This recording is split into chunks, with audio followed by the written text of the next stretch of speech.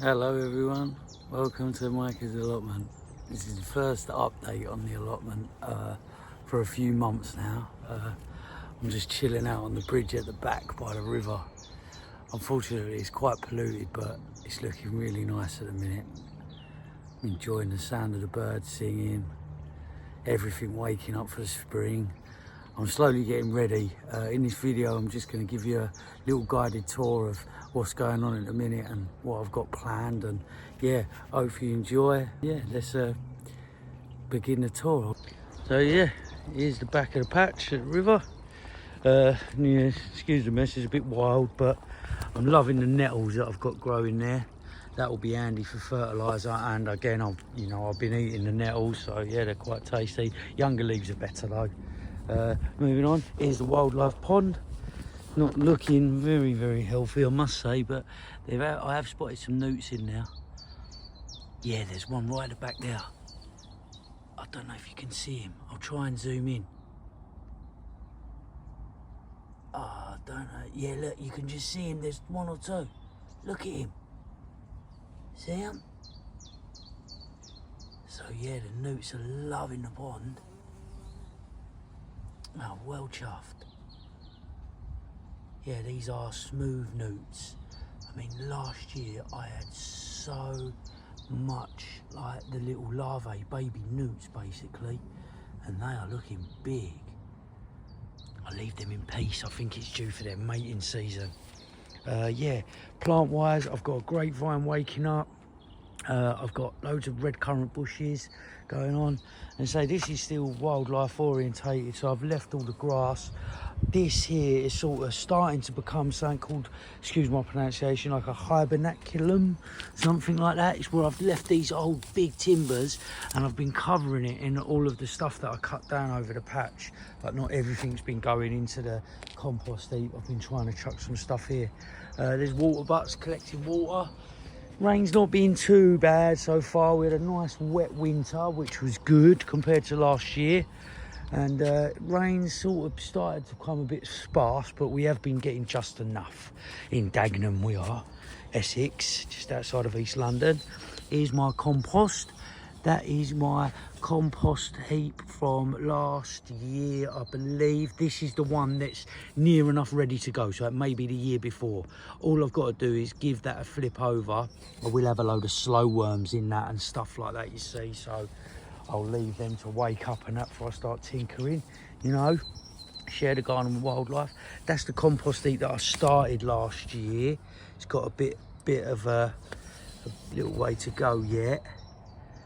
But this compost hopefully I'll be using next year, and yeah, that should be all right. Moving on, I've got a greenhouse. No point showing you in there at the minute, it's a bit of a mess, and all I've really got is some little onions that I've done from seeds in pots. Oh, my sword just fell down. Little onions I've done in pots in there at the minute. Most of my stuff's indoors, and I'm trying to do a lot of direct sowing this year as well.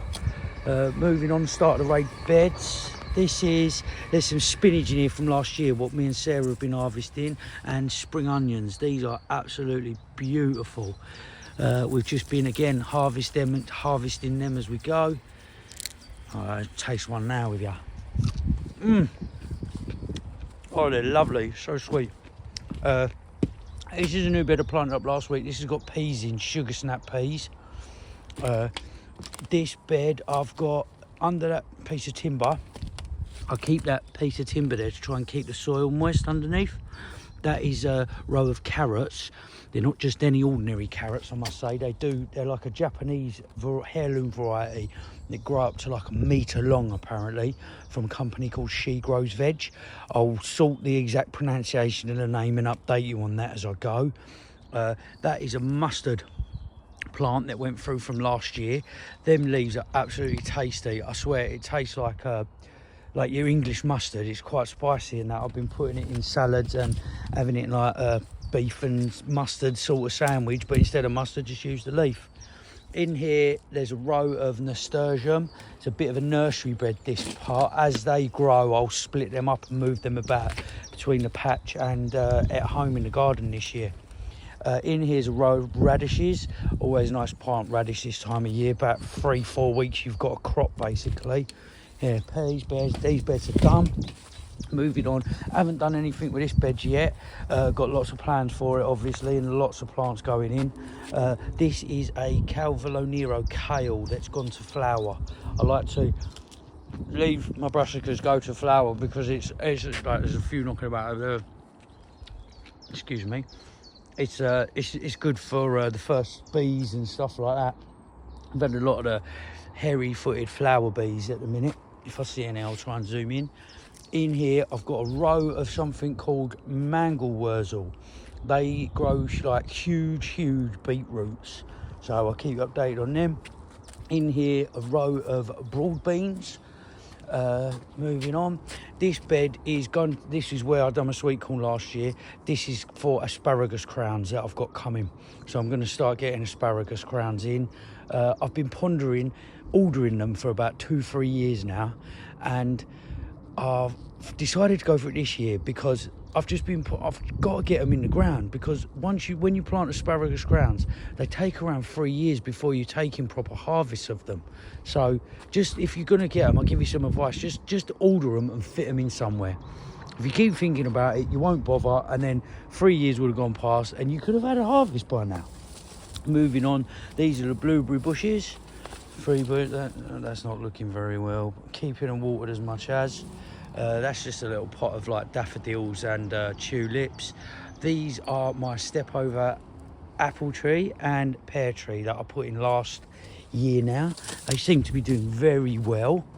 Yeah, got them all tied off nice, and one of them, I think it was this one, the main branch had sort of failed, like, so it didn't actually flower from the end of it. I'll just show you the end there. And what I've done is I cut that off. It's where my finger is. Yeah, one of these were like a side branch growing up, so I left that one, and in the summer I cut that one off and I've tied that one up, so that has become the side branch now. Not 100% on my pruning, but if you want growth, prune in the winter, and if you don't want growth, then prune late summer. So a bit of information for you. This is my step over apple tree. It's looking really well, all in nice flower. Bees have been enjoying that. Hopefully we don't get another frost to get rid of the flowers. This is a bed of garlic. I've got 6 or 7 varieties in there. They are all labelled up. Keep you updated as I go. Those two are elephant garlic, which are not actually garlic, but they are more leek family, I believe. They grow huge compared to these. That's why I've left a lot more space in between those than these guys. But yeah, should be harvesting these around June, July. I put them in the bed around October last year. We're on April now. Can't remember the exact date. I think we're on the 16th or 17th of April, just to let you know. So we haven't got too long. These are the beds I installed last year as well. Touch wood, they seem to be going okay. I mean, I haven't had tons of maintenance to do. Sometimes I've come over here after the winter and I've had a hell of a lot of work to do. But yeah, it's been quite maintenance free. Excuse me, I'm eating while speaking as usual.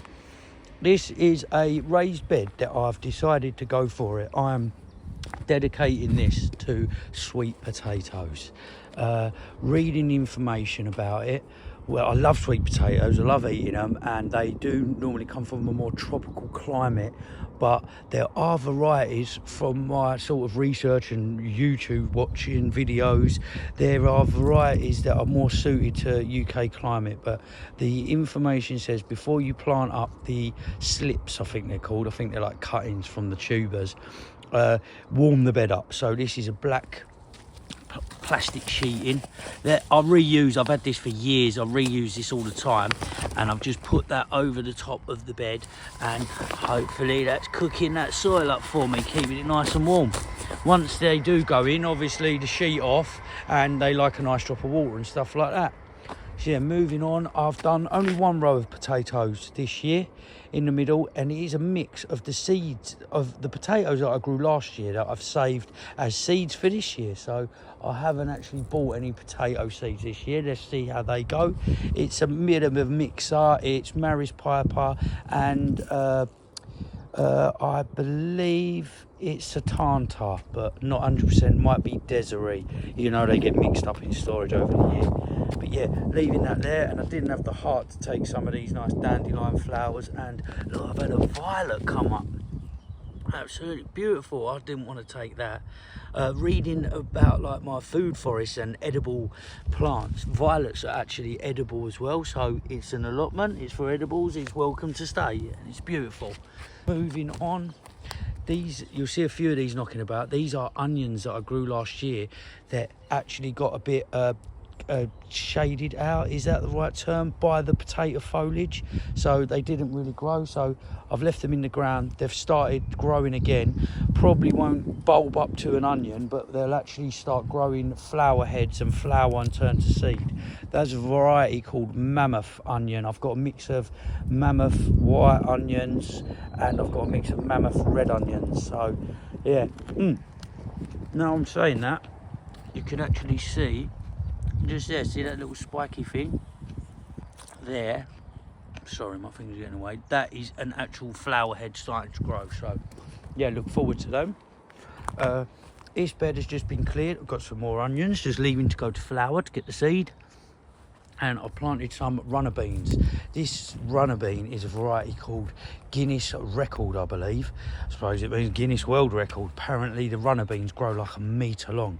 I mean, I believe it when I see it, but yeah, here we go. So yeah, there's the mesh for the beans to grow up. I am going to, in this bed, I've got nothing planted, except for just some onions from last year again. A lot more flower heads on them, as you can see coming. And yeah, so as I say, the onions here, they won't actually bulb up because I believe this variety is a biennial. So in year 1 it produces the onion, in year 2 it produces flowers and goes to seed. So I actually want to have a look to see the nice flowers and to maybe save some of the seeds for next year. That would be cool, wouldn't it? Buy no more onions. Yeah, nothing else in here at the moment, but I'm gonna plant, I've saved some seed from my green beans, Blue Lake, my climbing French beans. They're gonna be going in there soon. In the end here, this is sort of the wild flower bed that I'm trying to establish. I did over winter, or well, very late actually.